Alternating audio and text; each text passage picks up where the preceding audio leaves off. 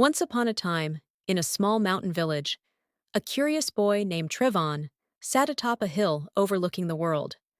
For weeks, he had watched the skies turn gray with smoke as wildfires ravaged the nearby forests. The flames devoured trees, homes, and hope, leaving the villagers desperate for solutions. One night, as Trevon lay beneath the stars, he whispered a prayer into the vastness of the sky. God, how can we save our world? How can I help humanity stop these terrible fires?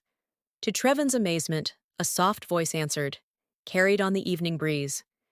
It was calm, kind, and resonant, like the earth itself speaking. Trevon, the answers are all around you. Look to the skies, to the winds, and to the knowledge humanity already holds. The next morning, Trevon awoke with the memory of God's words burning brightly in his mind. He began to observe the world with newfound curiosity. As he stared at the streaks of white in the blue sky, he noticed something peculiar about the contrails left by planes. They spread, creating thin clouds that shaded the earth below. Trevon wondered, what if these clouds could cool the air, slow the winds, and dampen the fires? That evening, God spoke to Trevon again in a dream, guiding him further. The contrails show how the skies can be painted. The weather channels track the winds and rains, and geometry teaches you how to direct them. Together, these tools can guide humanity to tame the flames. The next day, Trevon shared his ideas with a wise teacher in his village who helped him understand the science behind God's message. Together, they discovered contrails and cloud seeding.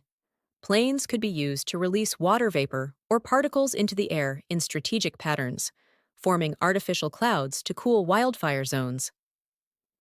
Weather channels. By studying the weather, they could predict wind directions and plan where to release these cooling clouds. Geometry and precision. Using mathematical models, they could calculate the exact locations to release water, retardants, or even reflective materials to control heat and guide the fire's spread.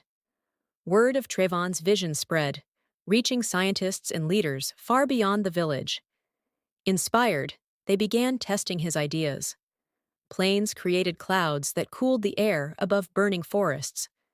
They studied wind patterns to redirect the flames and used drones to release water with pinpoint precision.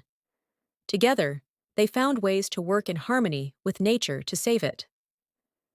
As the wildfires lessened and the skies cleared, Trevon stood on his hill once more, looking at the healed land below. He whispered, "Thank you, God, for showing us the way."